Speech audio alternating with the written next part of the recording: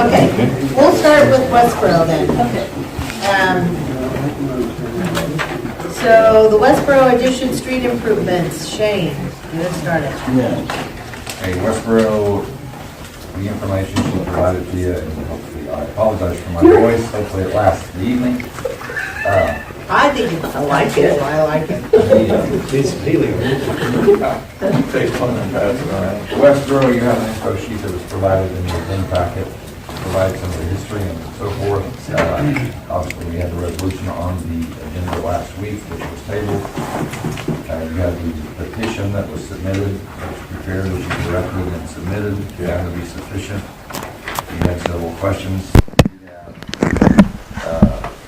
PDC, Mr. Kaufman is present. If you have any questions engineering-wise, John Haas is here. We had some details you wish from him. And I guess we'll open up and answer any questions that you have. Well, I want to share a couple of things. I actually had the chance to talk to some Westborough residents, and they are pretty determined that just a nice, smooth street would be sufficient, and that curb and guttering are really just not necessary. And it isn't necessarily about the landscaping or this and that and the other. It's just that they realize their streets are not the most traveled streets. And so, and they also have acknowledged that this money could be spent better in other places. And really all they want are just some nice, smooth streets and move on. I was even told by one resident that they felt that the petition that the city gave to them to sign, which was the legal route that they had to go, was almost like a contract. And they feel like, they've upheld their end of the bargain by getting these signatures, and now it's time for the city. I've even also been told that it doesn't necessarily have to happen this year. It's just put them on, somewhere along the timeline that they know that their streets will be repaired. So that's the feedback that I've received. So. Mayor, Yes, sir. did we not discuss that briefly kind of today, Mr. Fields, when I said if we could put that into next year? You always tabling it Right. doesn't solve the issue. Could we put that into the budget next year? Well, you're bonding, so it's not necessarily in the budget. You're bonding it to do and then assess it. So it's not in the. So is this what you're talking about? Well, I'm just saying those were some things that were thrown out. But, I mean, if we can bond this with the Cowley project and get both projects done and done to the the way that will keep the residents happy and will be able to provide Cowley the roads that they're wanting, then I think we, go that route. I just think that is a no-brainer, and I guess that's John. You want to tell us about all the stuff you gave us here? Yeah, after I attended, when you considered the resolution, That's the next thing we'll talk I kind of came up with some ideas, maybe information you'd like to have. So let's start with the set of documents that look like this. Right. And this is an overview of where you are as far as your debt outstanding for the city of Wilmington. Table 1 is your combined principal outstanding. These are the maturity amounts of all your general obligation debt that you have outstanding, pays off in 2031. Currently, there's 12,911,392 general obligation debt, not included PVCs, not included revenue bonds. It's just general obligation debt. And you'll see that you paid that off fairly quickly. I mean, within the next 10 years, you'll be almost gone, pending other projects, of course. Sure. So, then you take the table 2. Not all debt is subject to the debt limit. Table 2 is the maturities of that debt that is subject to your debt limit. So what kind of bonding authority do you have for debt that's subject to the debt limit you'll see that we estimate in 2018 that you have almost $10.5 million of debt capacity remaining for bonding. The other debt is primarily electric utility GO bonds that were issued to refinance some of your debt back in 15. I can't remember, somewhere there. So you'll see that as far as debt capacity goes, is that you have quite a bit. Now the projects, the Cowley project, if it's for streets, or the special assessment project for streets, that is all debt that's subject to your debt limit. Curb and gutter, you can set up a stormwater utility, and that'll be exempt. Depends if you want to do that or not. So we've shown you what your debt is outstanding, how it pays off, what your debt capacity is. The third thing that often elected officials want to know is what the mill levy is. So working with Shane, these are at the best estimates that we come up with. From 18 to 22, your mill levy for bond and interest for GO debt is about 15 mils through 2022, then goes down to 6, and then goes down hardly anything after the next year. So mill levy for bond indebtedness is high relative to what it's going to be over the next few years. High is a relative statement depending upon the local community. But 15 mils of your mill levy is for bond interest right now. So that shows you what your mill levy is. For your projects that you have coming up in the future, what we would want to try to do is structure the debt service for the payments that the city is going to make. Maybe delay it as much as you can to level out what that mill levy is going to be. Maybe delay principal. Now, for projects that are supported from other revenue sources, we'll probably want to amortize that as quickly as possible. Then the last page, we talked about standard Course a little bit. This came out of the 2016 official statement that we did for revenue bonds. In 16, assessed valuation was $50,888,665. Your legal bonded indebtedness is 30% of that, which means it's $15,266,600. As of 4/7/16, your debt outstanding was $15,497,985. So you see over a year you paid about $3 million, or between 16 and 18 you're going to pay about $3 million of debt off. So you do pay your debt off quickly. Statutory exempt debt, $9 million. Your net debt against your debt capacity is $6.3 million, which means you have, according to this, $8.9 million, but you have even more since you paid amount off. So what the rating agencies do is they look at certain ratios. Debt per capita, direct debt, $2,051 per capita. That's not very high relative to other cities. One of the main things that we've seen with your city and other cities is the overlapping debt, which is debt of the county and the school district.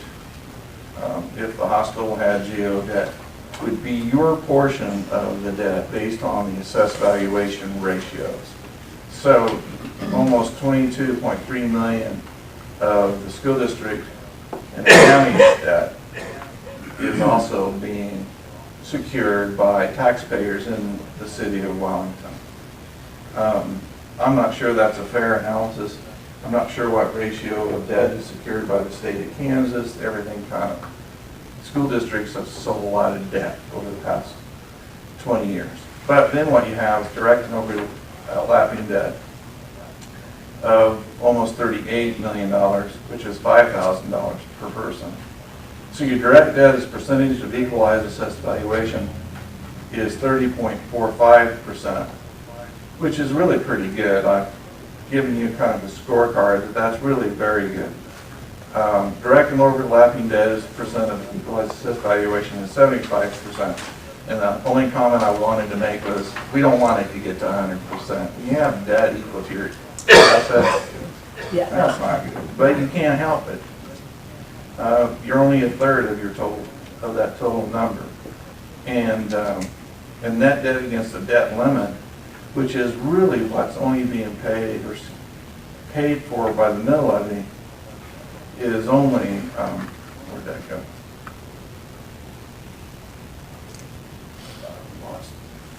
Is 12.4%, which is really good. What the city has for debt that's secured by the general fund is very low. It's only 12%. That's really very low. So when we look at the rating by the rating agencies, down at the bottom is the rating criteria. These are the percentages that what they do is they score each one of these items, and then they apply a percentage to that total score that adds up to 100%. Debt and contingent liabilities is only supposed to be 10% of the overall score. I think they actually put more on it than that, but that's what they tell us. Right. But it is not the only thing they look at. The biggest one is the local economy. If you have to borrow to support the local economy, to make the economy better, then that's a good trade-off with them. So, as far as where you are now, do you have any questions for me? I really appreciate this. This really gives me a much better perspective of where we are.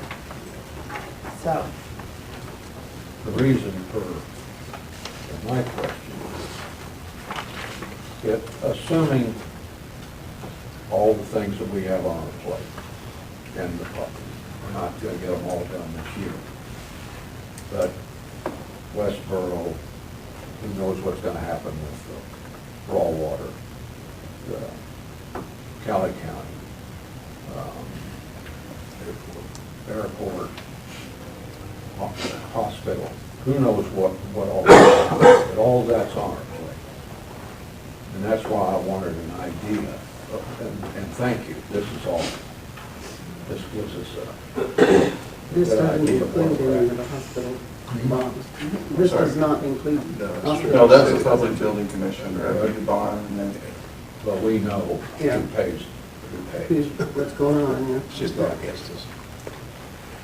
So as of right now, we're in good shape. yeah, I think you are. Yeah, that direct debt to equalize assessed valuation is really So with relatively small.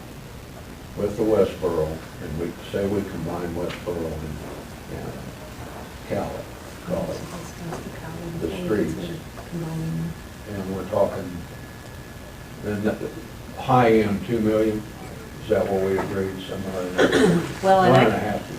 And I think John's last statement really made, to me, an impact, is that when they look at your economy, if you're Right. accruing debt to better your economy, which bringing a college to Wellington, Kansas is, Right, we got it, but I'm looking at percentage, so we're in good shape there. And we don't think it's gonna happen, but let's say we gotta pay the whole shooting match on the raw water. Let's say there's $300 and some thousand there, we can do it, whether, hopefully we don't, but this is what I wanted an idea of what we're gonna be.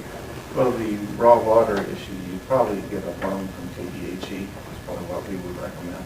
And that's not subject to your debt limit. Now, it's still stuff, my daddy would say, Right. still something you gotta pay, Right. but it doesn't affect your ratios really for standard report. For different projects, I mean, you do have to be concerned with what legally is available for financing for different type of projects. And Kevin Cowan, yes, he's president now, so I mean, that is something, that's something else you have to be involved in. The Westborough, though, the question is, what are we gonna do? Well, and Kip said it best, the last meeting, and the whole issue and the tough vote is gonna come. The people want roads, they want good roads, and they don't want curb and gutter. Kip made the statement, he doesn't want to spend $1 million and put in something that doesn't have curb and gutter, and it's gonna be about 5 years give us 5 more years life. And that's the decision where each of us is going to have to make of whether to give the people out there what they want, or to spend more money, put more money, and do it with the curb and gutter. That's the decision. I don't see that there's a decision. I told my wife I wasn't going to say a word tonight. Right. Hell, you know. But my decision is what we're going to do. Like, are we going to put the streets in without the curb and gutter, or are we going to put them in with it? I don't know why we would. If people are happy with that, why would we not want to put the money to Kip Well, with we'll be it? spending Well, money. where I'm sitting at right now is I can't rightfully sit here with a clear conscience knowing full well that the position and the unfortunate situation that we and the taxpayers are in is because the project was half-assed from the start. And that's exactly what we're doing by not putting the curb and gutters in. I actually made a couple more phone calls to individuals since our last meeting. 100% reiterate, you are setting yourself up for failure and additional costs, resources, time, everything, if you do not address the water issue, which is curbs and gutters. Period, the end. Unanimous across the board. I have something else to say. Go ahead, Jen. Curb and gutter doesn't really take care of that problem. What really is needed out there is storm drains. And I know, I'm not willing to spend that money. You know, you talk about kicking the can down the road. Well, you're also kicking the can down the road because you're advocating just curbs and gutters when they really need storm drains. So, I'm in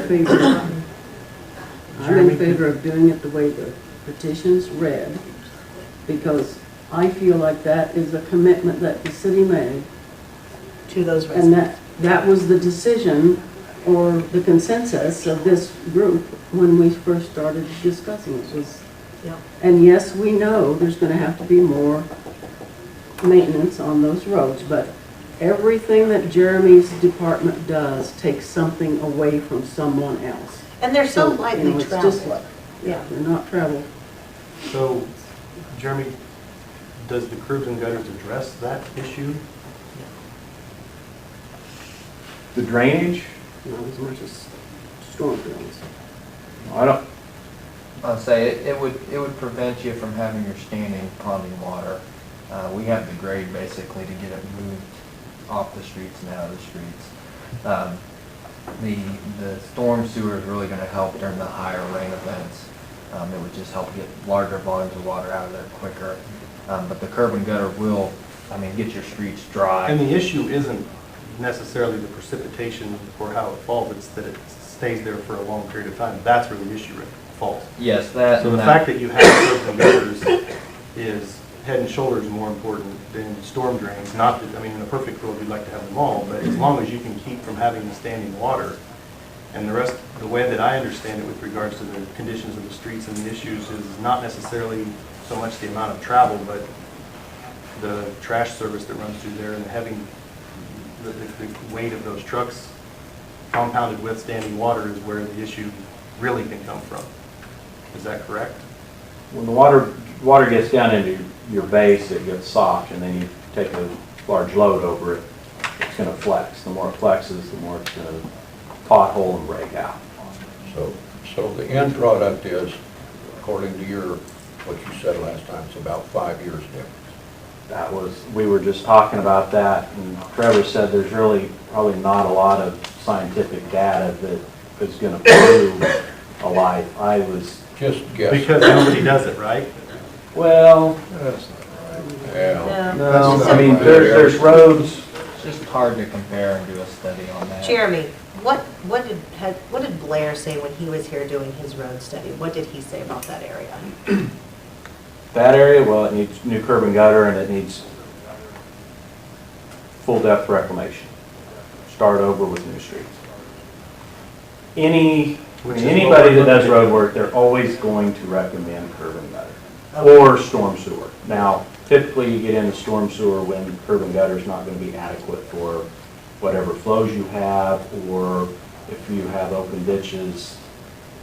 There's some different reasons, but I think you kind of rely on storm sewers more as a last resort due to the expense involved. if you can take care of the drainage with curb and gutter and elevations, then that's what you try to do. I just, it's mind-boggling to me to think that we're wanting to spend this type of money and not do it the correct way, when this council, and others before us as well, have time and time again had to bite the bullet, and then ultimately it's taxpayers bite the bullet and pay the extra money because it wasn't done right to start with. And that's, I mean, it's clearly right here in front of us, what's the right way to do it. I understand that individuals that maybe live out there don't want it done that way for various different reasons, but as elected officials, the way that our system is set up, we don't have wards anymore. We're here to represent the population as a whole. And when you, yes, it's expensive, yes, it's a lot of money, but the rest of the story is that when you look at the amount of taxes that those individuals pay, and you're looking at spending that kind of money on those homes out there and those streets, I just don't understand why we would rightfully know full well that our department head is even telling us that you are going to be causing additional expenses and you're going to be drastically cutting the lifetime of. What he's saying is 5 years. I was gonna say, it's 5 years. And I thought he said 15 at one time. Well, Jerry, how much are we talking, the difference? Well, what I said Tuesday night was, I think we're gonna have premature failure along the edges prior to 15 years. Now, what you're saying with premature failure and what those roads are like now are completely different. They're not the same. I mean, that's not premature failure, that's complete. That's failure. lack of taking care of the things when premature failure. Where I'm going with comes that up. is that looking through the documents that were given, that was all put in 1976, I think is what the paperwork said. Somewhere between 76 and 82, they started seal Okay, coating. so that's 40 years that it took for the roads to get to that point there. You're talking premature failure in 20.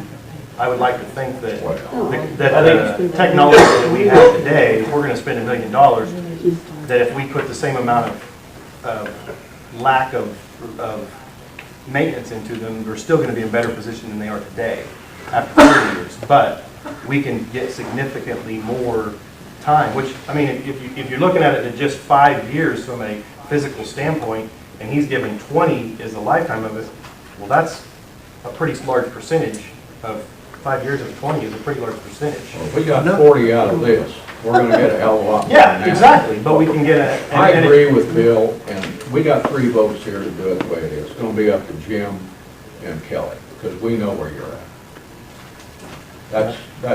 I mean, we could sit here all night. Right, Yeah, we're, and the great We part all about it know- is we all that the individuals one that are gonna vote not to put the curbs and gutters in aren't going to most likely be here We to got- answer we when got- We all those know issues the come. we're good. Mr. Bucks? Quickly,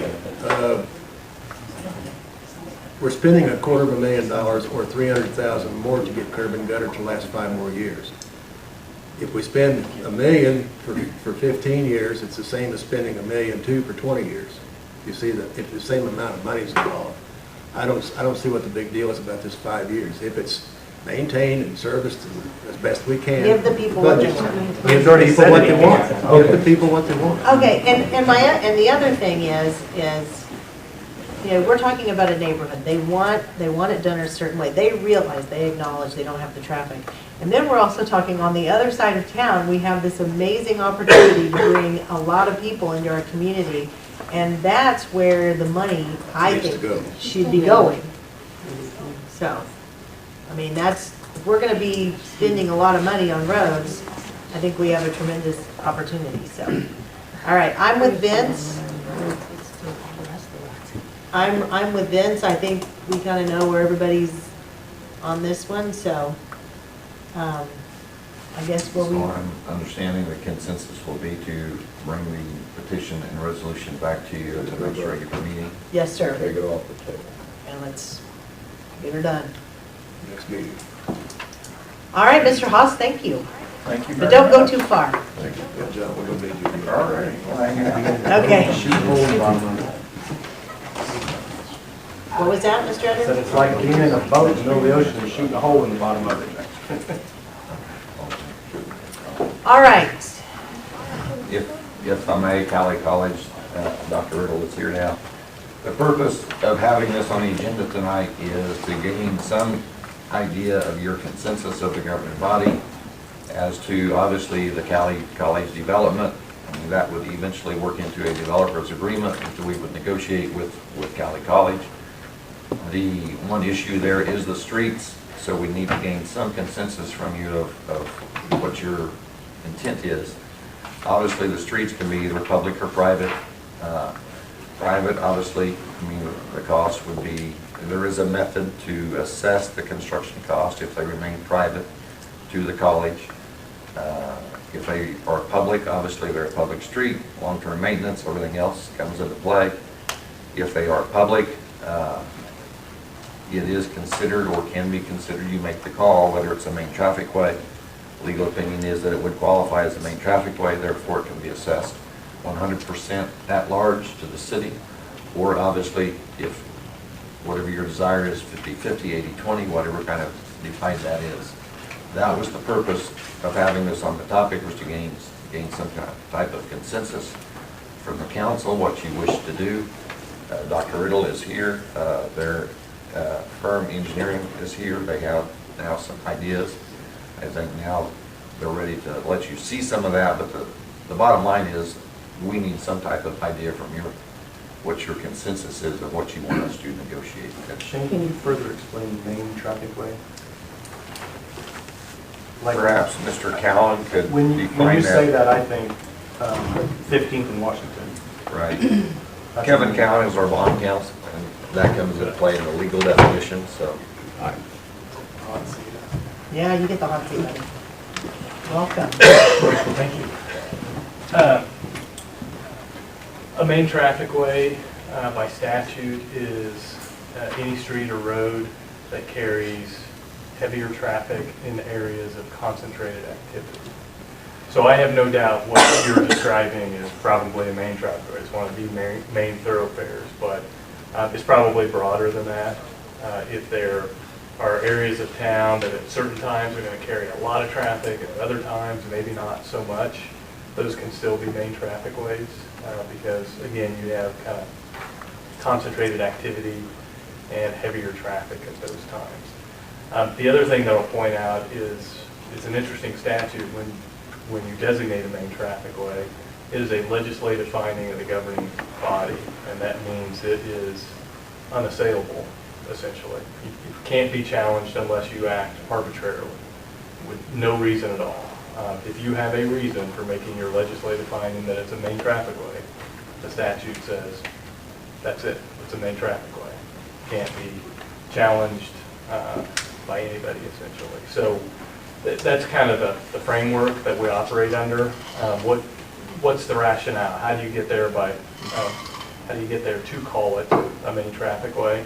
And we have these discussions with cities about, what does this street do? Do you have a school on one end of it and a church on the other end of it? Just areas that cause heavier traffic. And frankly, we find sort of the smaller the community, and Wellington's not nearly as small as many of the communities we work with, but you have a lot more main traffic ways, probably per capita, the smaller the community, because it's not set up in a grid system like Wichita or something where every mile it's going to be a main thoroughfare. Everything's designed to get traffic onto those main thoroughfares. You develop, and again, you may have a community college, you may put a high school in a certain area, or Walmart or something, and maybe it's not that thoroughfare, maybe it's a shorter street that carries more traffic. So those are the things that I was thinking about. Shane and I were talking about this. You've got a street that's running between Walmart and a community college campus is probably going to carry a heavy load of traffic at various times, and that it's not my decision to make, but I advise you on sort of what's the baseline, and you can't be arbitrary. You have to have a reason for finding that it's a main traffic way, and to me it seems like that would be enough. You've got a couple of major developments, major projects in that area that would sort of satisfy that. That's the first time I've actually seen that. If somebody want to explain where the roads are and why it is that we're Yeah. expected to make a discussion on. Dr. Riddle or director would like to explain that, certainly.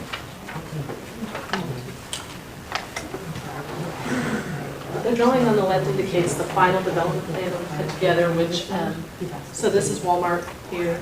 I'm not sure exactly where it's from, but you guys can't see. So Walmart is here, and then we would have the looping road that would connect over to the road that you're going to eventually put in by the Cowley campground. So that's our final plan. But phase one development, what we're indicating is that we would have the entrance across from Walmart, directly across from their entrance. It would come around, and then the public street would end here, and the college would maintain this part, and then we would have the public street go to here. We would extend it for fire department access. That would be our initial phase, so that we could access the buildings and the parking. And then as development continues, we would extend it over to the east. So you're asking us to decide whether that, basically that C-shaped road is, Well, maybe. because it looks like it's on Cowley property and it's used for Cowley College, so I guess I'm confused.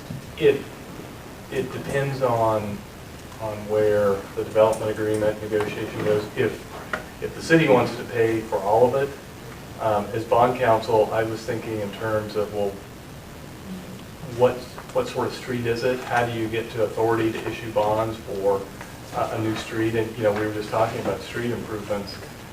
Typically, frequently, a new street is a petition project. You have a new development, maybe the developer submits a petition, it gets paid for by property owners, and then it becomes part of the city's system, and you're responsible for maintaining it after it's been paid for up front.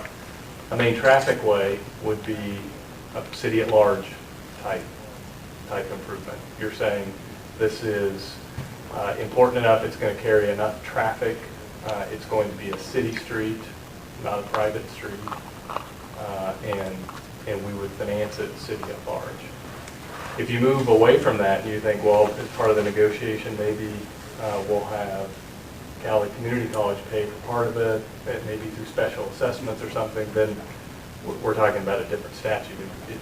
We don't need to, we wouldn't be designating it a main traffic way, because at that point, it's not 100% city at large improvement. So the main traffic way discussion is more along the lines of, if this is going to be a 100% city at large project and we want to bond finance it, what sort of statute, what sort of street does that have to be to allow us to get there? It evolves to the entire purpose of having this on the work session was to obtain some kind of consensus what this governing body was willing to do. And that determines what options may be. What do other colleges do, or what? What is Cowley College want, or what are you asking, or what do you expect? Let's start the negotiation. Okay, well, Get Dr. Riddle. hold on. I would like to invite Dr. Riddle, because I think he will explain that. Kelly, did you need to say something? Nope, ask a question, got an answer, fine. Okay. I would like to have you come up, Dr. Riddle, because what I've understood in some of these meetings, and what I think you'll also explain, is that what money goes into the infrastructure is going to take away from the college itself. So, Dr. Riddle? And I'll explain a little bit more. If you go over to the Arc City campus, for example, almost every road, with the exception of one, all of our roads are public. They're public, they're provided for taking, the city takes care of them, the city provides for them. Because why? Because we have a tremendous amount of activity on the campus that's related to the community. One of the things that's going to be relatively unique about this particular site is the Short Center is going to have a very large community center. You get activities going all the time. You go to the main campus right now, we average over 500 community events annually. It's more than one every day. You're going to see a lot of activities going on. There are going to be walking trails here, a lot of things that people are going to be doing that aren't going to be related necessarily to actually what's going to be going on. You think of just like learning in these facilities. It's going to be an opportunity for the community to come together and experience really an opportunity to enrich community life. There'll be opportunities for community enrichment activities, and not just always, people just always think of college classes, and that's not what a community college is about. Does it provide a college education? Sure. It's not the only thing to provide. And so the notion here is like we have with our existing model is our city does provide for the roads, and then what we do is we take care of any parking, anything like that. We'll take care of sidewalks, provide for all that, but then what it ultimately allows, and I know we haven't shown this even on this rendering, and there even could be, and I don't want to put architects in it, but there may be a road going south, because they're going to develop down on the south, and we're going to connect all of that. So the assumption is, and this is how we've operated as far as a college, as an institution for 95 years, is we connect the community to an area that wants to be becoming an opportunity for community life, not just for students to take a college class. And so as people are using the campus for a lot of different variety activities, whether it's weekends, weddings, whatever it might be in between, they're going to come there, they're going to use those facilities, and we understand that because it's a way of giving back to the community. And so unlike maybe a normal business, which might just see patrons coming in and coming out that use it for that particular service, we see most of our foot traffic, if you actually watch our traffic, far more of it is actually community events. There's one going on tonight, right now.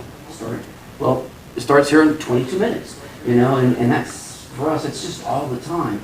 And we enjoy that. It's just part of how we do business. So the notion of connecting the community together, connecting the roads together, and I really suspect that we will, I'm not an architect, I'm not necessarily a designer, but I expect we'll see something even coming off down in the south in the future, which will help reach down all the other properties down here, that'll connect everything together as a community, and then you're going to see that flourish over the upcoming years, and that's the concept here. Now, as far as dollars go, yes, we initially, to be very forthright, when we first came up with this concept, the college did, we were looking at something like a 30-year type plan. But then we found out that Kansas statute limits it to 10. Well, we didn't want to go out there and say, okay, well, we're going to need additional sales tax dollars, because we know we're very, very mindful of that. So we said, what can we do for this amount? We've been thinking we want to get the land donated. That was a big change agent. But now we're still trying to do those two buildings, and we've already been doing the work, and we're crunching the numbers. We're going to be actually in June out working really hard for donations to continue to enhance these facilities, because this is where it's all about. It's about creating a clear footprint that's going to help this community for not just years to come, but honestly decades to come. And so that's the bigger picture. We know we're going to start off with what we can do, because we always operate like anybody else within our given budgets. But the roads for us were not something that's new to us. That's something that's part of our normal design. And that's just because the community will use it extensively. We expect we're going to see a whole lot more traffic here than a few buses who are bringing students in from Oregonia and everywhere else, and what have you. We're going to see traffic coming in and saying, hey, let's go down in the water area and let's go and have a picnic. Sure, we see that right now in our areas. People just use it, and that's what it's for. So I know I've talked a lot here, but trying to give you a concept. Go ahead, Jan. I would like some indication of how far south that property goes. I look at that out there, and I know there's houses south of that, or south of Walmart anyway. Yes, So over here. how far? There are houses, Walmart's kind of over here, and then there are houses, those other homes that are Right behind Walmart. Dr. Riddle, the main entrance there was going to be approximately across from the south drive of Walmart, right? From the Yes. south drive. From the Okay. south drive. Yes, All right. yes. So that. So there's really still property south of there? Yes. Oh, all the way down in here. Yeah. All the way down in here. This is the 18, this is the additional 10 that we have, worked with the shorts that we have then, we're looking to develop in the upcoming years. And then all down here, there's just lots and lots of land. Yeah. Now, that's their plan is, I don't want to speak for them, but I know their plan is definitely to develop it. Yes, Mrs. Holly? yes. Well, first off, I really would have liked to have this discussion before we took this to vote. I think this is something that a lot of taxpayers out there didn't know, that, you're selling us on a college, 1% tax increase, and then guess what? We have roads that we have to pay for. This would have been a good conversation before that. And secondly, the first thing you said was if the city doesn't participate in building the roads, it's just you're going to take the money away from that sales tax potential money that would be going into it. Does that make sense? Is that The what you sales said the tax is first? for the construction of the campus. Okay. And that would then be the construction still of the campus. Yes. When you construct a campus at that time, we were talking about, we didn't have any properties lined out or anything like that, because that would have been a little presumptuous on our end. Because in part is you have to make sure that you actually have the sales tax passed. Correct. That's what I'm saying. And so everything even to this point is, the sales taxes just started to get collected on April 1st. So I'm not just trying to understand as far as the colleges, we've been putting forth a whole lot of energy and a whole lot of resources before we've even had a penny even come in. We still actually haven't received any money. We won't receive anything until the end of this month. So we've been right up front, and we're stretching ourselves out as far as we can. We have no problem with it. We're a community college. But with that concept, we didn't know if we were going to be working in a piece of property this size or a piece of property much smaller. When we had a generous family donate property, then our responsibility is then, okay, we need to develop that. We have that to the family, we have that to the community, we have to everybody who is contributed. That is a wonderful opportunity, but it also creates a problem. So when we looked at it, we weren't looking at the concept. For us, roads were just part of our DNA. That is, any of the roads you go over to the Arc City campus, those are operated and run by the city. It's just that's how the college has operated for all these years. And that's because of the amount of that comes into the college. That's not related to, honestly, college courses. It's related to community opportunities, Right, to what people experience. What about other colleges like Emporia or Pittsburgh? Sure. Are they public property, public roads? Or? I'm not sure on that, and I know many of those schools do not have, it was actually brought up during our recent Higher Learning Commission visit, that we are one of the very, amongst the elite top in the entire United States of America as far as the amount of community activities that go on our college campus. We do a tremendous amount of community activities, and that's just part of our DNA. We do a lot in that area. If there's a cost to it, well, sure. We have to continue to clean and operate, maintain those facilities. There's definitely a burden to the which helps the community.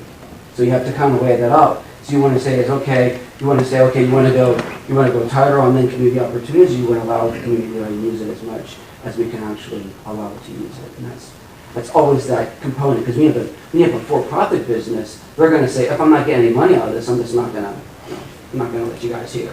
That's not how the college operates.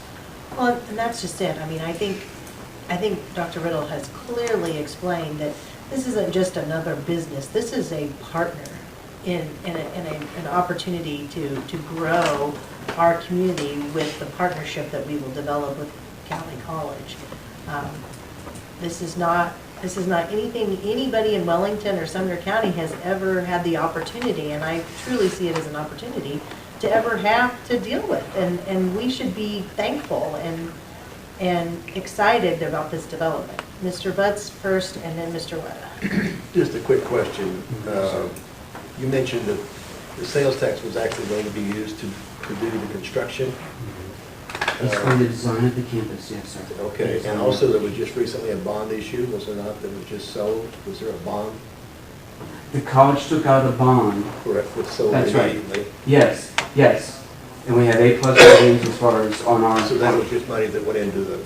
That was money that now we have, so we can start to do...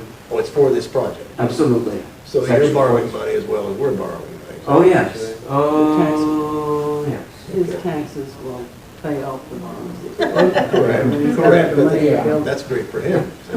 No, the sales tax is what secures the bond issue. Yeah. Okay. All right, Mr. But Wetta. he has to have the money up So- front in order to pay that. So Exactly. now the key question is, how much? What are the roads going to cost to get this started? You betcha. And that's the question we've asked. I don't know, are we prepared to... We're not prepared. The design, this is a concept, it's not the final design. Can you give us an idea? Jeremy? They're designing it, yeah. We were talking about, somebody said $1 million. Now, would that be for the whole thing when you're done, or is that now, or I'm gonna let just Russ give use us an this engineer. idea? Let's let him. Yeah, I mean, at this point, what we're doing, I mean, we're laying out those roads, trying to determine what width the road we want and what length we're gonna end up with. We're taking this concept and developing it, and what Jeremy and I talked about is, we're too premature right now to throw you a number, because if we throw you something now, I think it'd scare you. I mean, because we never, from our end, want to be low. We want to give you something that gives you some cushion. And so if we came in here and we said it was $2 million, it's twice what you have in your mind. But we don't know yet. And so what we got to develop, number one, is whether or not this is going to be public versus private, because that does play into what we do. And then how much of storm sewer are we going to add in with that street? That adds to cost. I heard you guys talking about that on another job. So Right now, we haven't developed it enough to tell you what those numbers are. But for now, I mean, just looking at what we have for phase one, you know, the expectation would be roughly a 31-foot back-to-back roadway for the limits shown in gray, other than the loop at the short bit. The rest of that would be public, other than the parking lot. So part of those are parking lots. Yeah, so some of that would be parking that would be on the college, but what we're talking about is just the main thoroughway would be the street, and that would be what would be owned and maintained by the city. So, I mean, we feel like within, you know, the next 3 weeks or so, we'll have the streets kind of nailed down and be able to give you some quantities and some estimates, but we just feel like we're still a little early. Mr. Edgar? To break it down into bite-sized pieces, surely somebody can give us a number per foot, linear foot, or roughly. There are ways to including the estimate. whole- Yeah. But again, I want to give you a number that seems reasonable. I don't want to get high. I mean, I don't want to be ridiculous. So, What is it that we are supposed to have a general consensus on, or what is Intent exactly was- why this is here? The intent was not necessarily to know numbers, because we knew we would not know numbers yet. The intent is to gain some idea from you, the principle of the thing. Do you wish them to be public or private? And if they are public, do you wish to consider paying for 50%, 80%, 20%? That was the idea, was to get some consensus from you to know when we negotiate and finalize a development agreement to bring to you for approval. I come down on the side of public. I- Dr. Yeah. Is that what you want? Yes. You like a similar situation Because in our that's- city? That's not what we're very accustomed to, and honestly, I just speak, I'm even stepping as the president of the college. It is the most reflective of how these roads will be used. These will be heavily traveled by your citizens beyond anything related to actually coming to the college, like for a college class. They will be used for a lot of activities with this community, them just coming out and doing things. I mean, it warms me up to think that 20 years from now, we're going to see families out here and grandparents out here and everybody else out here, you know, feeding little critters and all that, and just putting up their little, you know, whatever they want to put up, and they want to have an exchange and just an opportunity to sit and have an area where it's your college, it's your area, and it makes it good for you guys. And I certainly don't disagree with that, but in hopes of being sure that you consider all facts, and that's the only reason I'm mentioning this, not because I'm opposed or anything else, but I mean, comparing this to Arc City is a little bit different, because Arc City was created on city streets. I mean, it was developed. I mean, there is a little bit of difference there. There were arbors. I mean, this is a campus being proposed, so just the fact. Well, I look at, I don't know how many miles we have in Wellington of streets that we can't maintain adequately now. And so, I mean, that's a concern that we, as a city council, need to be aware of is, you know, how bad do you want your streets to look? Mr. I mean, Edgar, go we ahead. can't, I mean, I'm sorry, I mean, Cowley is a very good thing for Wellington, but it's not going to be our savior. It's going to take a whole lot of other stuff. And so we can't look at it as give, you know, I mean, and I'm not trying to be insulting in any way at all. You know, I want to support it. I'm all for the public aspect of the street. I hear what you're saying, but, you know, we have to maintain current infrastructure too. So, I mean, I'm concerned about the whole number aspect. And I know what we've put in the budget to maintain our streets now, and it's literally laughable. You know, so, I mean, we have other concerns, I guess. Not going to grow and more businesses won't come. So you've got to take a risk and a chance at some point in your life. So, We Mr. take a Edgar. risk every time we show up for a meeting and a work session and do city business. Mr. Edgar. Jeremy, with regards to this greater plan or whatever, what is your thoughts with regards to the likelihood that this is going to be some type of a cedar for additional something to the south? Well, I think in previous years, we invested in William Drive to be the feeder. We paid a portion of those roads that would normally be. Which is the one over here, right? The one by Walmart? The one by Walmart? Yes, we paid to have that widened. That was the intent, that road would serve that entire quarter. That, we've already done that, and I think we anticipated we would proceed on that method. Does the south entrance to this map, does that line up with the street that now goes to the west where the new duplexes have been built on the south end? No, it does not. It does No, not? our north entrance, which is kind of in the middle of the property, lines up with the second entrance into Walmart, which goes in front of their building. Okay. And then the So second what- drive what down there lot? is actually north of their south. It's north of that road then? Yes. Okay. And correct me if I'm wrong, but I think after discussions, came up with because eventually, I guess, either phase one or after the whole loop, that's a 12-month operation. So from my standpoint of being public roads, I've got to know how ahead of time we're going to repair those roads. And if there's classes 12 months around, I've got to be able to shut certain areas down to do work. And we needed more than one access. So that south point, I think, helped serve that purpose. Well, and the second thing that we talked about with that is the majority of our heavy traffic, in deliveries are going to come to that bigger building in the southwest corner. So by putting that other access on William Drive, we're limiting how much heavy traffic comes onto those roads. So it's twofold. All right, Do you have any idea with regards to this first phase, how many feet we're talking? No, I haven't run that yet. What I'm sitting here thinking, if we win the lawsuit, we got about 300,000 there, we got to finish streets.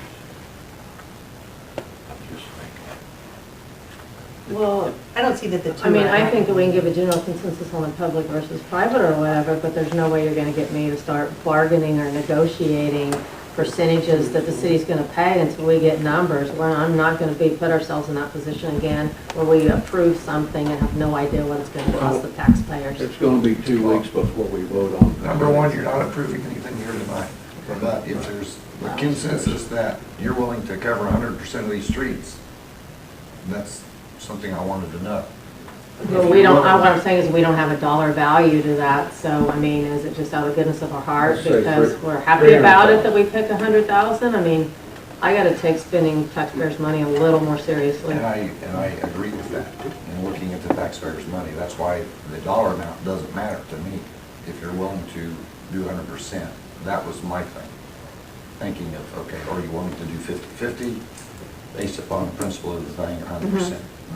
That's what I was after, and getting some type of consensus to know when we finalize the developer's agreement and bring it to you, that we don't have to go through all this discussion and renegotiate everything then. Mr. Evans. I think where I'm at is I kind of can see when Ms. Holly's saying, and I'll follow this up, Dr. Ray, I do kind of feel like, I for one, I can only speak for myself, felt like when the tax dollars were, when the sales tax was passed, that there wasn't going to be this. After you explained it in a way, I mean, that you didn't understand where you were going or know where you're going, I can also see that, side of it. As premature as we are into this situation, it sounds to me like it doesn't matter whether we choose to add it being a public road and have taxpayers bond it and pay for it that way, or whether we say no and it's private and then the sales tax goes there. It doesn't matter. It's all tax dollars that they're going to pay it in some form, fashion, or way.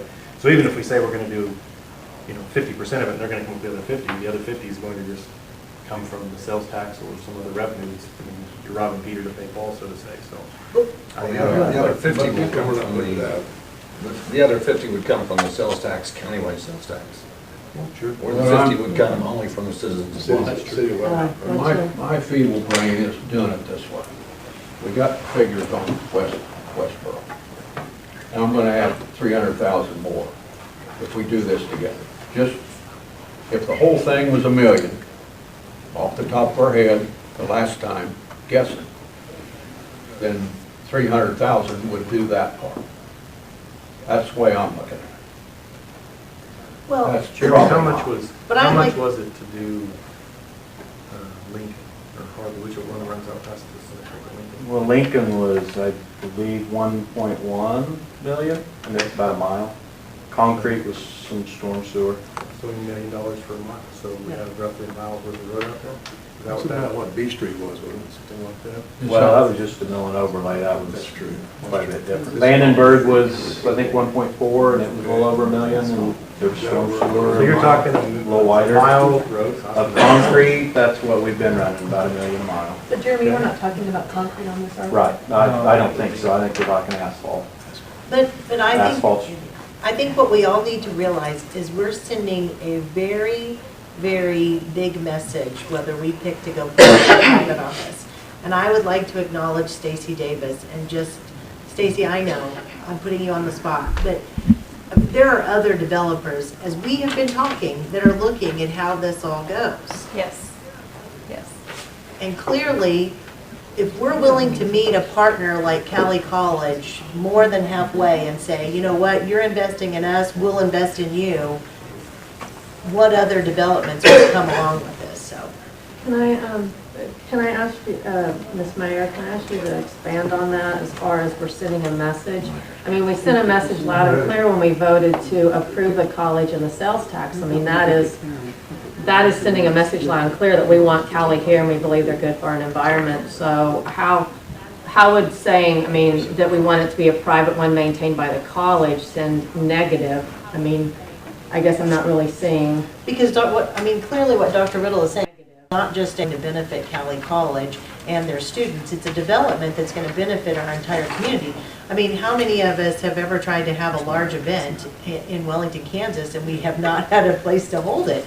They're going to be building a center that will be big enough for our chamber banquets, for our larger weddings, for all of these things that we don't have a space right now to hold. So this is not just a campus or a development that's going to benefit Cowley College and its students. This is a development and a campus that will benefit not only Wellington, but the entire county and maybe even beyond. So I see it as a great opportunity for a public-private partnership, and I think if they're willing to build everything else, roads are the least we can do. Yes, Mr. Eder. With regards to the additional benefits, other businesses, whatever you want to call this coming, and I'm asking maybe this to Stacy. What's up with the sporting goods stores? What's going on? Do you have any update? Can anybody give us any insight into that? Unfortunately, I cannot discuss that. I would love to, but I can't. I mean, I'll be honest with you, that's something that also makes me gun shy. Is that, you know, that thing was started, my memory serves me correct, it was started even before the college It was, yes. passed. And With the type of facility that they're intending to put in, they have to have partners. And I do understand that one of the partners that was going to go in, and when I'm speaking partners, I'm talking about other retail stores. Unfortunately, it had filed for bankruptcy, and therefore that was one of their other spots. And no one has purchased that, taken that company out of bankruptcy. And so, from my understanding at this point, that's kind of the holdup. well, I think that along that line, I'm in support of the college. I'm glad to see it come.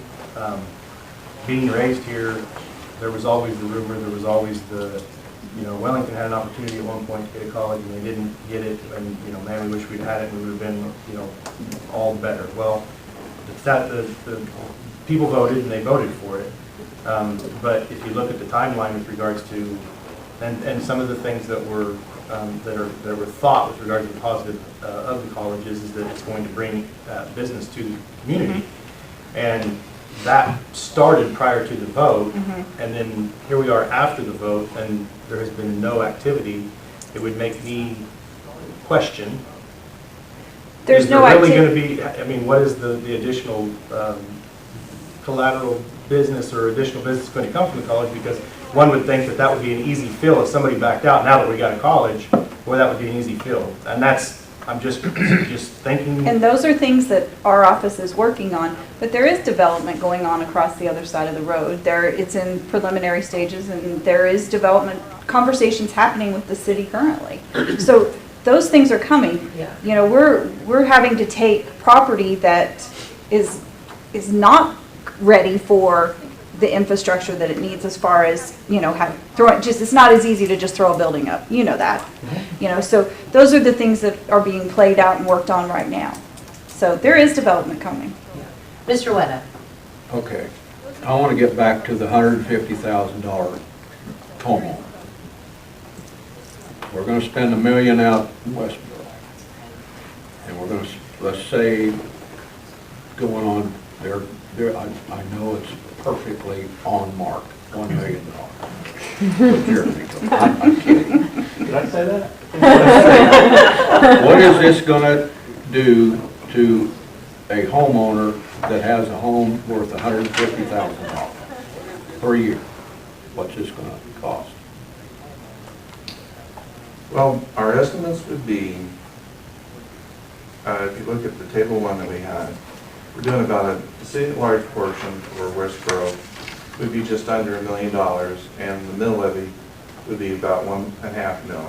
So plus or minus, depending upon growth, for every $1 million you borrow, your mill levy is going to be 1.5. For a $150,000 home, 3 mills. pardon? 3 mills. And 3 mills is $50 a year on a $150,000 house. $17. Is that for $1 million? Yeah. So No, that's for 2 mills. For $2 million. Yeah. So for the whole caboodle, Yes. the Cowley College and public roads, if they're in the neighborhood of $1 million, and Westborough, neighborhood of $1 million, we're talking $50 increase in property taxes for a $150,000 home. Okay. Just $17.25 per million. What'd you say, 1725? $17.25. These are all round figures, I understand that, but that's a ballpark figure that people can understand. Wait a minute, I want to look at that again. If it's $17.25 per million, for a $150,000 house, for $2 million would be $51.75. Okay, $17.25 per mil. Per mil. Per mil. Okay. That's it. Oh, so $100. Okay, so For 2 million. 1.5 mils is $25.87. So it's $25.87 per $1 million borrowed for a $150,000 house. But basically, it's $1.5 million per million. Okay, that the levy would be. So $51 per million. Yeah, and that's over 20 years. What concerns me a little bit is I figured it would be concrete, but I'm hearing asphalt. So I don't know that you want to borrow 20 years for an asphalt street, but I'm not an engineer. And that, if I Go can ahead, butt Jeremy, in, yeah. that, we're talking build cost, and that's not where my concerns are, and I think the last time we met, I expressed I have some concerns about them being public roads. Over the long term of these roads, can we maintain them to the level that they're going to want them maintained? We get $200,000 a year in our street budget for maintenance of roads. With the Essentially, addition- $125,000 gets to go to actual road projects. With the If additional 2 years time- after we build these, if we have to do a treatment and then every 5 years to keep them up, can't give you a number right now because we don't have quantities, but that gets into our budget. With the tax lid and other things, sales tax the way it is, there's no more funds for us to draw from. So now we're taking the same dollars and adding that much road. I'm not fully comfortable that they serve enough public good to recommend at this point that they be public roads. With the additional upfront knowing, as you've explained, that if we put the Westborough in without the curbs and gutters, it's going to take additional time, money, and resources in order to take care, so you're going to take away. So we're adding more by not putting the curbs and gutters in. I just want to put that out there. I mean, it's literally, it's insanity. We got it. Yep. Mrs. Hall? Well, we're talking bonds and money and paying off and how much we have available. What are we looking at? When do we need to buy a new water treatment facility? What about our sewer place out there? Are we about ready to need one of those? I mean, This is why it's good to have. well, he doesn't know there's sewer Well, thing to do, you get does the he? figures. You gave us the figures of what we got to work That was with. just life. I heard it was at And you told capacity, us, it's the college. what did you say? Well, the water treatment facility would be probably borrowed by a KDHE loan, and you'd be looking at your water, you say sewer water. Sewer treatment facility. The sewer? Yeah. It's fairly new.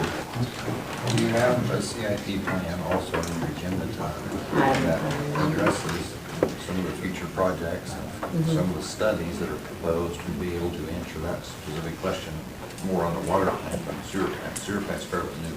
Yeah. The water plant's the more issue. So it would be a KDHE loan.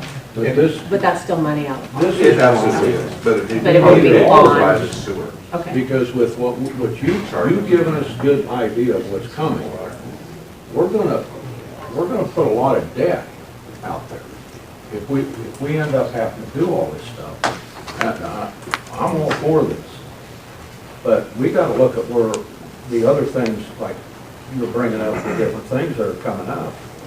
And we're not gonna be on city council, but we gotta think about what we're leaving for the future. John had something he wanted to add. Yeah, I've been, these mill levies were thrown out, didn't assume the 20-year amortization. Kevin will tell you that you can only borrow money to a certain percentage to the expected useful life. I have no clue on these streets that we're talking about what the estimated useful life is. I guess I was assuming concrete even for Westborough, so I wasn't concerned about a 20-year. But if we're looking at something else, we're gonna have to look at that legally and get numbers back to you. But so until we know exactly how it's gonna be done and how much. So are we gonna factor in that if we're not going curb and gutters, that we're taking away 5 years of life from it? Because we should.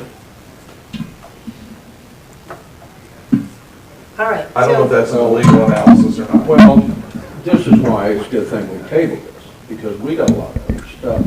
But we gotta, and I understand we gotta get an idea of what, this is why. Well, the We're citizens, talking. yeah, the citizens of Westborough and Cowley College need some direction, so we need to have a consensus tonight of whether or not you want to do this public or private and how much you want to fund. So, does anybody have any suggestions? I want to do 100% and I want it to be public. Take it from there. I would suggest 50 in public.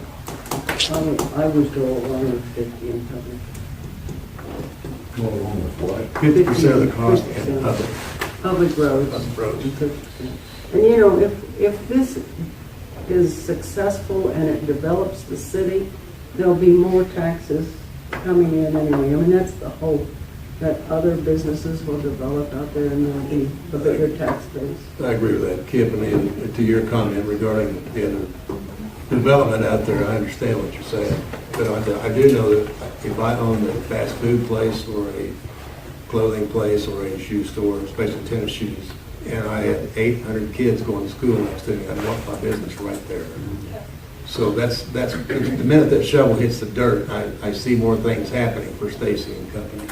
Well, and Kip, I don't want to be the people that, 50, 100 years from now, that whoever's sitting here is saying, yeah, remember that council back when? They could have really had a great development with Cowley College, but they chose, I get so frustrated when I hear about that we had an opportunity to bring a college to Wellington. We already. No, I'm saying back when we could have had it a long, long time ago. Because they say that there was a chance. And I'm just saying, I don't want to be the people that curtailed the project, is what I'm saying. I'll go along with you too. Hey, I've got a question.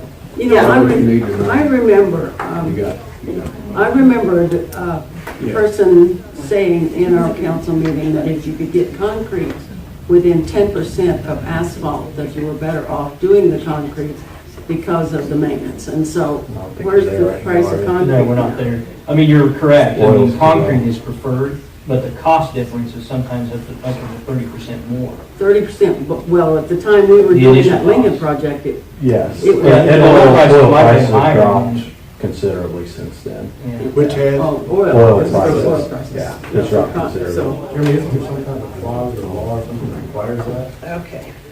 I thought it was a project we did that I think something triggered, we had kicked in where they had to go with concrete. project, so. I think I have some idea. I think Dr. Riddle has maybe some insight into. Yeah, if I'm hearing it right, it sounds like public at about 50, is that what I'm hearing? Yeah, seems to be, so we can Or, know a starting point where we can start. Yes, John? Till we get numbers. Can I just state that I believe that our staff who's in charge of all the streets for the city of Wellington questions the city's ability to maintain them based on the budget we have. And we get hammered on a regular basis about the condition of streets in Wellington. And I'm going to err with the city staff. That's what they're paid to do their job and to recommend what they feel is best. So yes, they have their 3 votes, and they might possibly have another one, but I'm just... Yes, Dr. And I'm making this really off the cuff, and my vice president of finance may shoot me on the way home. If the real concern is the maintenance, let's say the city took, there will be, once we start having opportunity to have operations there will be, we'll make something. And so if the city took care of the streets constructing them, but then we had to take care of maintaining thereafter, I don't think some of us we could chew on, and just see what that cost would be. But that would help us getting these buildings constructed, because last thing we want to do is take dollars out of the buildings. Right, for we the don't roads. want you to do that. Not that I don't value the roads. Right. But the buildings are going to be there for a really long time. Right. And we really want to do those as right as we can possibly do. As I said at the very beginning, the whole notion was, when we first went before the county commissioners, was we were thinking 30 years at a half cent. And we were thinking about what we could develop here for this region. And now we found the state says, no, you got to limit it to 10.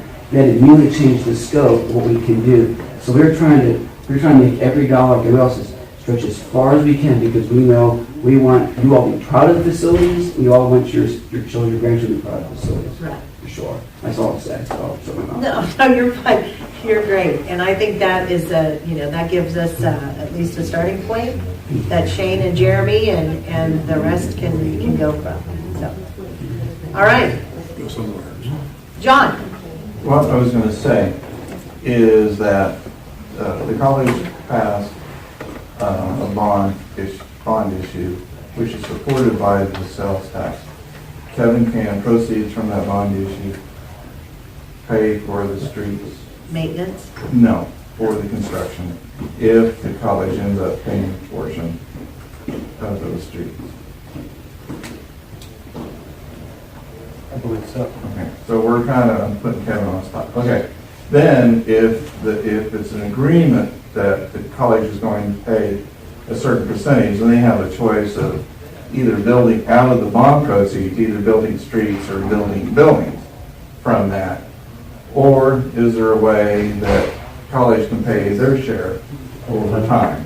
Yeah, and Shane mentioned that earlier, that it could be done as a special assessment project, similar to Westborough, where as part of the development agreement, Cowley College petitions for the street improvement and agrees to, if it's 50% of the cost to be assessed, and then the city at large would cover 50%, then the city at large issues the bonds to cover all of it, covers debt service on 50%, and then collect special assessments over time to cover the other 50%. So we're going to get blamed for it. Sure. All of it. Well, Well, no, that's just typical. I see it as a Play the good. devil's advocate, again, I'm for the college, but it sounds to me like, if God forbid the college wasn't successful, we're saddled with the debt without the college being here. I mean, I don't think that's going to happen. I'm all for it. I'm just saying, we have to be conscious 10 of years that, again. and we're taking this. Well, I'm going to say, I think it's going to work. you better get some stuff in here to help pay for it. It's coming. Well, and let me just say this, because Stacy and I have some very interesting conversations. The attitudes of this council and this city and this community have a lot to do with that. So if we all put our... Quit talking, let us start voting when we get Well, I'm just saying, so let's all be very positive thinking and move on. The reason I brought those things, the reason why I brought those things up is not only for the bit of the city, but for the college, for them to be thinking how they want to approach Right.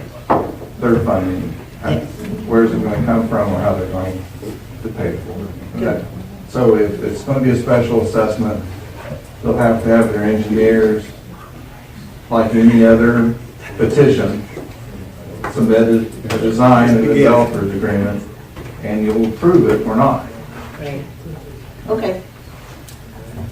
And then there's the timing issue I would like to ask, is when do you guys want to get started on your streets? I'll refer to our associates. I know we're looking to break ground this year. Dirt work this fall, start building foundations in the winter. The roads, we wouldn't want to pave till next year. I mean, You better we get may- Pat Fink out there and get to work, getting this. Yeah, we may need some temporary surfacing, so we can get access in and out, but I don't think you'll want to pave them until we're pretty far in construction. We'll tear them up You're thinking more summer, next summer. next summer. And the reason why I asked for the Westborough project is the timing going to work? I mean, we can issue temporary notes and withhold funds until they need it. They did say they didn't care when it got done, just so it got done. Just so that it was, That's the whole question that we will have to work out in timing to see what. Well, I wanted to start, Yeah, no, all that's- thinking about timing too. No, that was discussed last week. thanks, John. You're always throwing some good topics out. All right. Thank you. Dr. Riddle, Do you have a, thank you. do you have a, Well, so the consensus right now is that they will be public roads and it'll be a 50-50 split. That's, We're wanting some kickback. so that I think you were at means, Penny's Diner. Fair one. Did you get that underlined there? Okay. Everything recorded. but it still has to be negotiated and everything, so we'll see. And I'm still advocating for the 100%, but we'll start. See what happens. We'll find out numbers. Right, and then I'll wait too. So that's your working, right now, working information. I want to make sure when I'm walking away, that's your Right, working information. And then in a future meeting, when you start getting hard numbers, then we're going to make a hard. And that's exactly it. I mean, and I think, You know what some other things are headed. I want everyone to mark this, but like Mrs. Hawley said, until we have concrete The numbers. purpose of this meeting, as you review, the purpose of this topic being on here was for me to get some idea what this governing body would be willing to do. If you didn't want them to be public, then there was no reason for me to even consider it. If you wanted to pay none of it, there was no reason for me to negotiate that. The petition was brought to you last week based upon your consensus, and They'll tell you, I'm the same opinion. I really want a number. Right. You know, I think we all want that. Right. All right. Thank you, Dr. Riddle. Thank you, everybody. Dr. Walker, thank you all for your time. Okay. John. Your first name.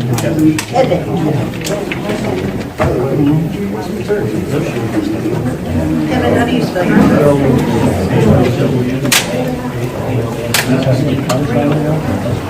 Okay. Right.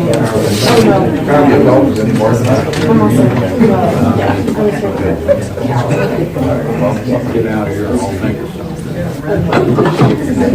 Thanks, John. Thanks, guys. Thank you. All right, so, the next, This is good stuff. oh, thank you. Okay. Awesome. Come back. All right, so our next topic is, all right. Our next topic, DH, would you like to move forward?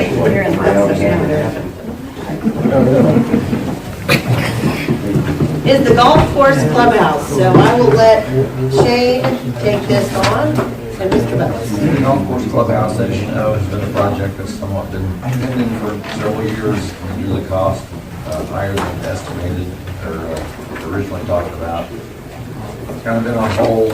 We do have $111,000 still in reserve that was dedicated to this project several years ago.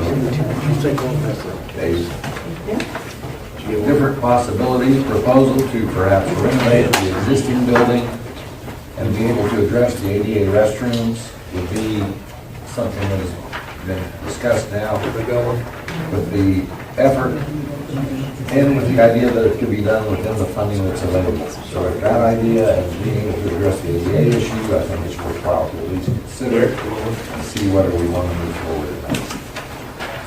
With that, Derek and Mr. Lutz has been involved in some of that design or not design consideration. All right, so go ahead, Bill. Bill, go.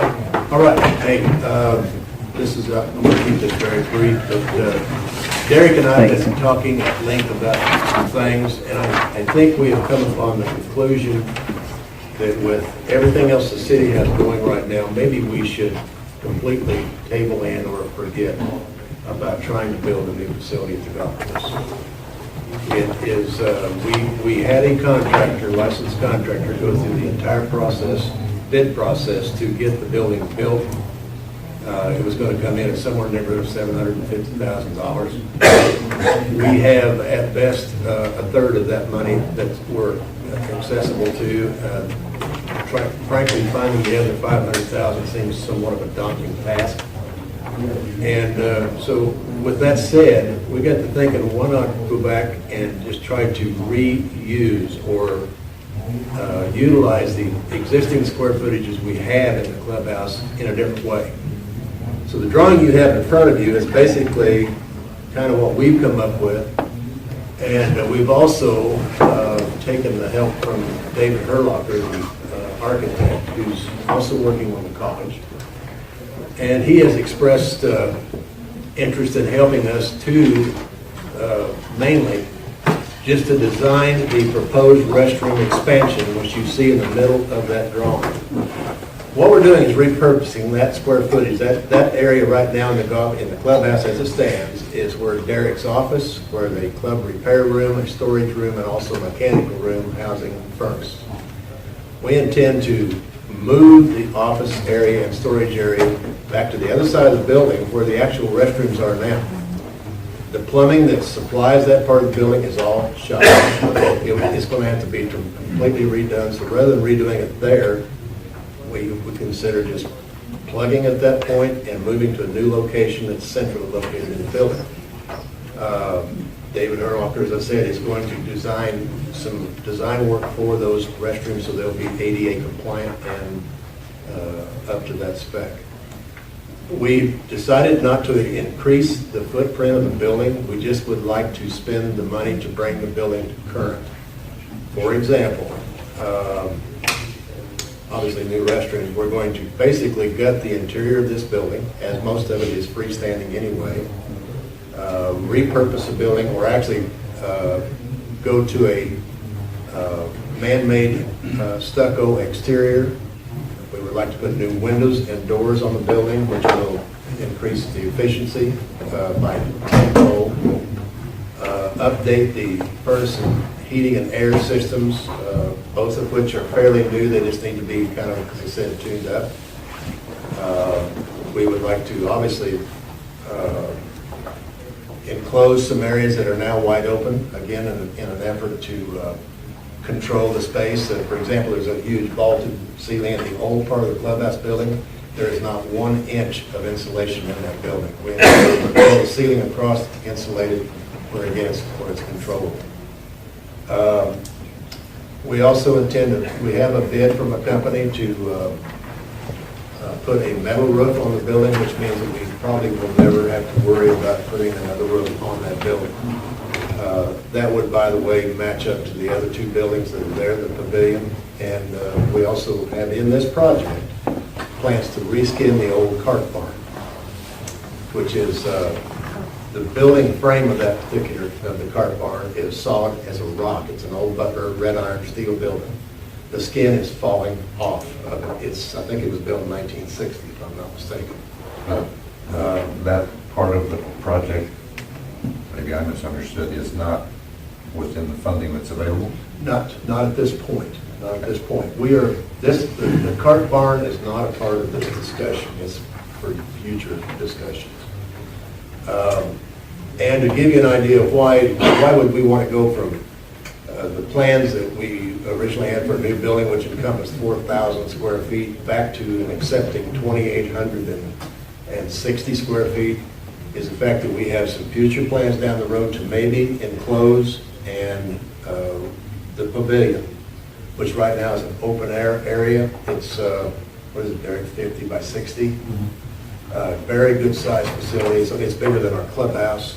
It's a steel structure. At some point, it could be, in fact, the walls closed in, put the restrooms to it, put the heat and air to it, and use it as a functioning, rentable facility for weddings, parties, receptions, whatever. Again, that's down the road. We have sourced, and I have some numbers, but frankly, what I'm here to tell you is that I think we have, with the 110 or 11,000 the city has budgeted for the ADA restrooms, with money that we've already raised through donation, with other monies that we have committed to us at this time, we have 75 to 80% of the money that it will take to do all of this work and be done with it. Yes, ma'am. Are the people who offered to donate money to the new building willing to donate money to the Absolutely. Everyone, with the exception of one firm, we have not made a contact yet. We received a $10,000 donation from the federal, or from Panhandle Federal Credit Union. We have not checked with them. Vince and I are going to go do that this coming week. Okay, that's done. The banks also have indicated an interest in providing money to us for this project. We also have not even approached the membership, which is 140 plus strong. We know that we can also raise, I think, the money that it will take to accommodate the rest of the fixtures, the interior parts that need. I mean, you go out there and sit in one of the chairs right now and you take your life at risk. David, you would admit that, I think. He was just out there. So all the fixtures need to be replaced as well. What essentially this amounts to is that for about $60,000 more than it was going to cost us to do just the bathrooms 3 years ago, we're going to do this whole project. A lot of it is donated labor. Some of it is by actually work plus donations back to the project after the work is done. For example, Hop Mechanical said they were willing to do the work. They've done the work out there for years anyway. They want to do the work, but they also want to make a donation for the project. Chew Plumbing, same way. Vince Rowan Glass for windows and things, same way. I would actually think through donations, through the process of actually doing this work over a 4, 5, 6 month period, I really think that we'll save enough or have enough kickback in donations to pick up the fixture cost. So with that said, Derek, what would you like to add? Well, I was asked a question, why I'm backing off of the new building, and I think you've made that clear, and this is a plan B. If a new building is not an option, because of cost, ways to repurpose the existing building, repurpose a couple of our existing other structures, the pavilion, the cart shed, and be able to get a little more bang for the buck that we do have. I think it's a good opportunity. My concern with always addressing the original building is a list of things that need to be done to get that building updated. As long as it is done right, then I think that this is a feasible project and something that I totally support. But as Bill said, windows, on the original building that was built in the early 60s, all those windows are still the same windows that have been there since Single glass, 1960. iron casements. Yeah, some of them don't even open anymore. And so there's no, as you said, there's no insulation outside the building. The traffic flow is pretty bad, which creates temperature control problems. Example, during the middle of summer, you can't keep that building set below 80 degrees.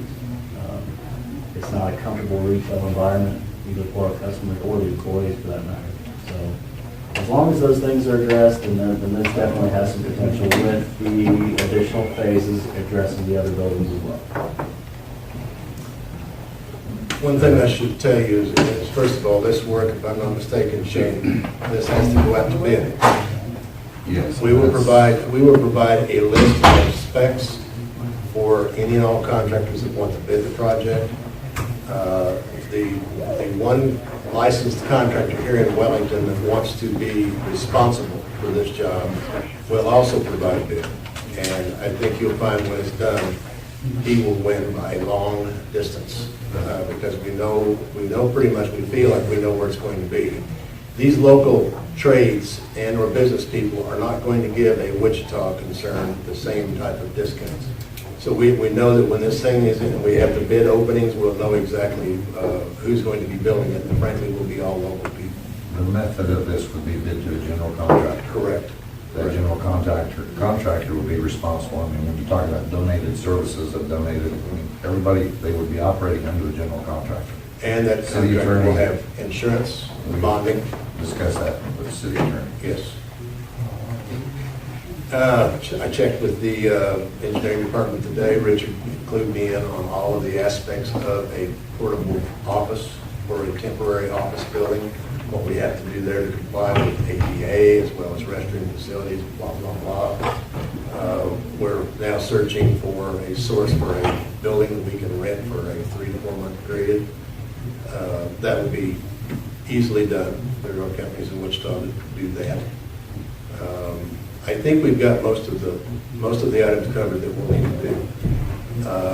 We're going to require a little bit of help from city employees on various things. For example, we have about, well, as an example, in the budgets that I've set up, I put $5,000 in there for demolition.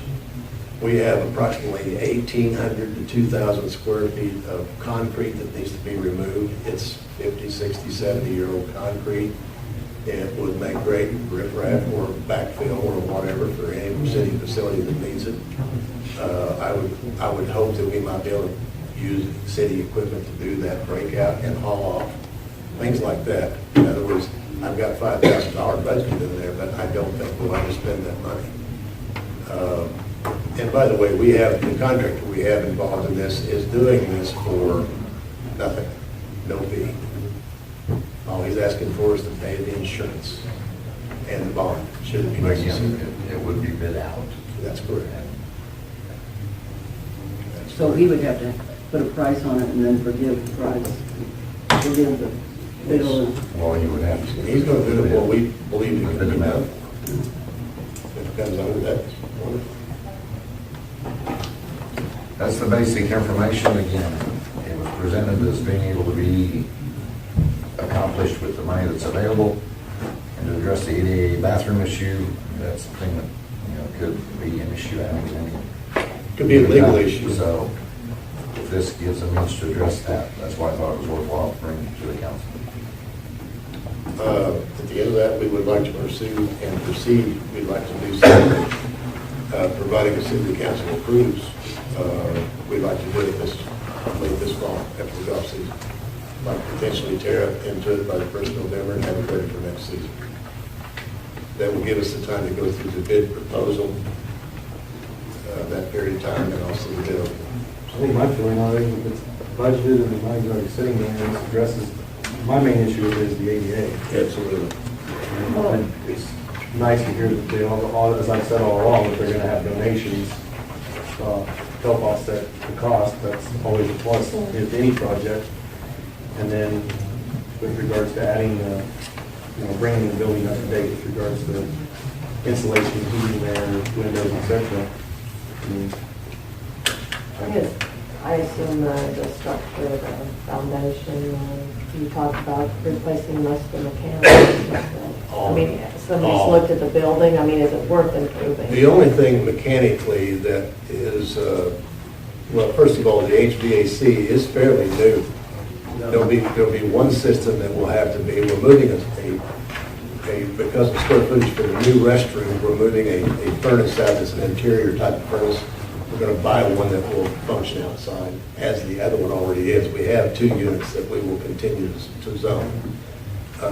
We need that square footage in the bath area.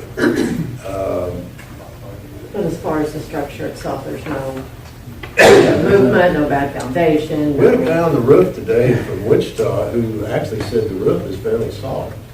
I mean, the roofing material is trash, the old, shingles. But it's, underneath seems to be good. There's termites, there's obvious termite damage that we'll have to look into. It's a matter of finding out where they are, kill them, fix it, whatever. Here again, the addition that was put on 37 years ago was just that, it's 37 years old. The original building was 55 years old, 57 years old. So we just want to clean it up, make it presentable, And ADA. and leave some potential liability. I have to give some credit where credit's due. Another reason we're looking the other way from a new structure, Derek came up with the idea of enclosing that pavilion. No, I mentioned the way the golf club operates, how the people use it. It can be expanded broadly with the enclosure, and quite frankly, enclosing that thing, again, I talked to David Herlocker today, but David agrees wholeheartedly, when you're not increasing that footprint, the enclosure of the steel structure is inexpensive, quick, and effective. So I think we've got, you're using your head, Derek. So kudos. I think that's the plan we need to pursue. So if there's no significant opposition voiced and providing, I mean, I assume everyone would agree with providing it can be done within the funding that's available, then we'll proceed with that. I will provide each of the council members with a budget, proposed budget. I can't publish that, but that information in the street, the bid process will be really screwed. You know what I'm saying? Sure. So, thank you. All right. Thank you, gang. Thank you, Derek. Okay. Downtown tree wells is the next topic. Wanted to be sure if you have that information page provided to you, the information.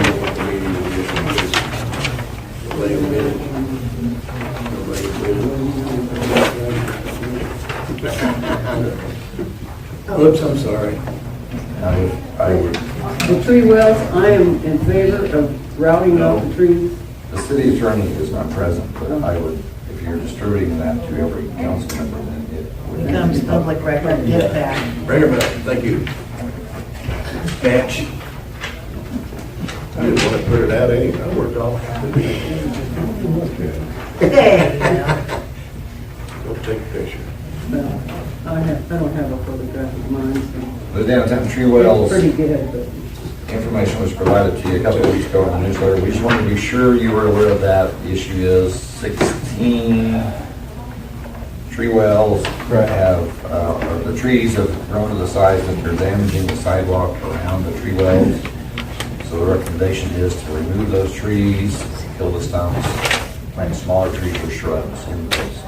We just wanted to be sure you had direct knowledge of that before we started that process, because obviously I think, but otherwise it's going to continue to damage those sidewalks, which aren't paid off until What went wrong with this plan? I mean, did we just get like, really just like, Shouldn't have been planting somebody feed the trees trees too much? Or, I mean, was this a bad plan to start with? I don't want to make the same mistake twice, and if you're telling us we're going to replant trees, then. smaller trees, trees that we know are not. I think there's a couple different issues. One, there was supposed to be some, large pipe, meter tiles, put down in about 3 foot deep to make the roots go down. I don't think those got installed. Secondly, I think some of the trees species that were put in were much too large for a 5 by 5 area of ground. That's the only water that it gets. So they're going out trying to get water right under the sidewalk. So I was never a big fan of it, and I think we're to the point to say the sidewalks, that's what we're going to have to do. So we're looking at smaller species or even some shrubs. Is there's How many trees are down? 16 out of how many? There's 71 total, and right now we know of 16 currently that we have troubles with, and we've already had troubles with others previously. And we cannot transplant these trees. Why? You've got utilities running in them, so you can't put a tree spade in them. The hole's not large enough for The a hole tree has to be like spade. this big, the big as a table. The tree's too big, I mean, unless you get a semi-spade in, unless you something. Okay, so here's my I can just tell you the other, business downtown, I mean, obviously their sidewalks are, I don't see them Yeah, I think so. bad, but it's very attractive, and we hear a lot of compliments from patrons that come in about how nice they are downtown. It's unfortunate and Well- sad that it wasn't done right. There's no other option, I mean, there you can't just, there's no option. well, and I would also maybe check with the businesses that the trees are in front of, because like I know, where Wellington Family Heritage, they may not want another tree. Because, Correct. Some of them don't. yeah, And that's been an issue. Some of them like them. I think the ones that don't want them there are either they're getting their signs covered up or they're Yes. going into their building. right. And I know that Linda Stewart, historically and even today, there was a conversation that she has paid for somehow, maybe through some donated funds, trimming those trees back. So that is kind of an annual thing that always has to be done. I think we just need to look at some smaller trees that are made for a smaller area. Okay. All right. Have we looked at other municipalities that have had, we can't be the only one. Oh, I mean, typically, if I paid attention, they've usually been smaller trees. I was up in Kansas City a couple of years ago, and I don't remember what it's called, but there's a very large mall area, and they have what appears to be oak trees, similar fashion. However, they didn't have any that were more than about that big around and maybe 20 feet tall. It looked like they actually cut them when they got that large and put smaller ones in, and they kept all of them to a certain height. That may be part of the reason, I don't know.